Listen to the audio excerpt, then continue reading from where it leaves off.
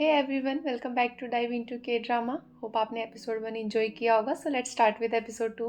Movie का second episode दिसंबर 2003 के फ्लैशबैक के साथ शुरू होता है, जब मीहन और बोंगसोक टाउन की तरफ जा रहे होते हैं। बोंगसोक इतना बड़ा होता है कि वो खुद चल सकता है, पर फिर भी मीहन ने उसे उठा रखा होता है। मीहन काफ़ी परेशान और थकी हुई नज़र आती है और उसकी आंखों से आंसू आ जाते हैं जब वो रेस्टोरेंट में बोंगसोक को उड़ने से रोकती है। वो बोंगसोक को रोते हुए कहती है कि वो अब थक गई है। मीहुन एक बड़ी सी बिल्डिंग शांत से इलाके में 3 साल के लिए रेंट कर लेती है।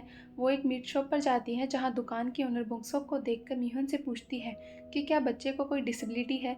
ये सुन के मीहुन को बुरा लग जाता है और वो ओनर से बुरे तरीके से बात करती है। तभी वहाँ पर ओनर का बेटा आता है और मीहुन को पता चलता है कि ओनर एक डिसेबल बच्चे की माँ है और वो बस मीहुन की हेल्प करना चाहती थी। मीहुन को अपनी गलती रियलाइज़ हो जाती है और वो ओनर से माफ़ी मांगती है। अगले सीन में हम मीहुन को बोंगसोक को ट्रेनिंग कराते हुए देखते हैं। वो बोंगसोक को रस्सी से बांधकर ज़मीन पर रखने की कोशिश करती है।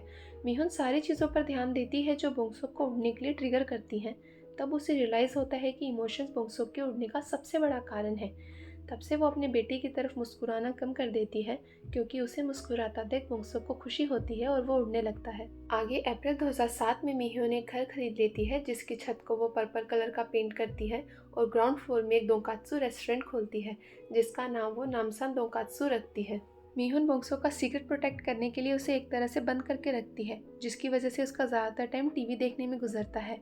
बोंगसोक को टीवी में आने वाला एक सुपर हीरो बोंगेमैन बहुत पसंद होता है और उसी की तरह हीरो बनना चाहता है, क्योंकि उस हीरो के पास भी बोंगसोक जैसी उड़ने की पावर होती है। एक दिन बोंगसोक अपने दोस्तों को खेलता हुआ देखता है, जिसमें से एक लड़का बोंगेमैन की तरह उड़ने का नाटक कर रहा होता है, जिसे देख सारे बच्चे बहुत खुश होते हैं।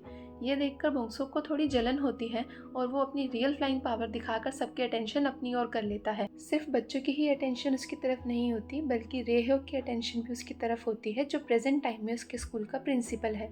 फिर एक दिन वही लड़का बोंगसोक की नकल करके ऊंची हाइट से छलांग लगाता है और इंजर्ड हो जाता है, जिसका ब्लेम बोंगसोक पर पड़ जाता है।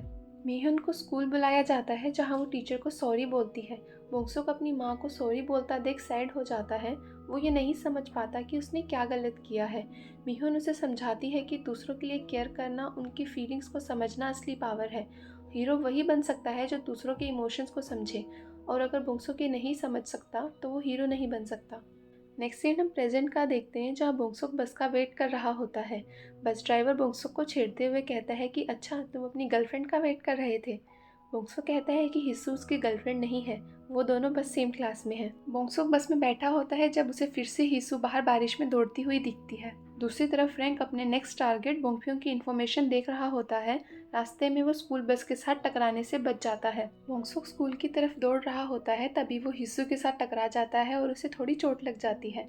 इल्हवान बोंगसोक और हिस्सू को लेट होने की वजह से बाथरूम साफ करने की पनिशमेंट देता है। दूसरी ओर फ्रैंक बोंगफ्योंग के बुक स्टोर जाता है। बोंगफ्योंग अपना और जिनचोन का नाम सुन के अलर्ट हो जाता है, क्योंकि ये इनके कोड नेम होते हैं, और फ्रैंक से पूछता है कि उसने उन्हें कैसे ढूंढा। वो अब रिटायर्ड हो चुके हैं। फ्रैंक उसे लिस्ट दिखाता है और कहता है कि वो बस ऑर्डर्स फॉलो कर रहा है। फ्रैंक बोंगफ्योंग पर अटैक करने लग जाता है और बोंगफ्योंग अपने इलेक्ट्रिसिटी पावर का यूज़ करके फ्रैंक को मारने की कोशिश करता है, पर मार नहीं पाता।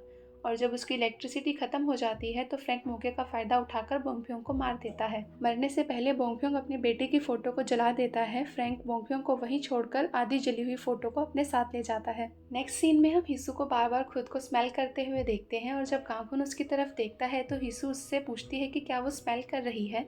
गांगुन अपना सिर हाँ में हिलाता है। तभी बांकिसू हिस्सू के पास आता है, पर गांगुन उसे अपनी सीट में बैठने को कहता है।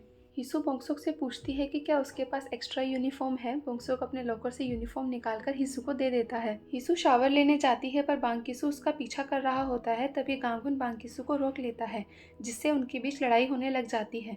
इस सीन में हमें पता चलता है कि गांगुन के पास सुपर स्ट्रेंथ पावर है। वो बेहोश बांकिसू को वहीं छोड़कर चला जाता है। नेक्स्ट सीन में हिस्सू बोंगसोक का नाम पूछती है और कहती है कि अगर वो नहीं बताना चाहता तो कोई बात नहीं, और अपनी सीट पर चली जाती है। तभी बोंगसोक हिस्सू को अपना नाम किम बोंगसोक बताता है। हिस्सू बोंगसोक का नाम बड़े प्यार से लेती है। बोंगसोक डर के मारे अपना बेंच पकड़ लेता है कि कहीं वो उड़ने ना लग जाए।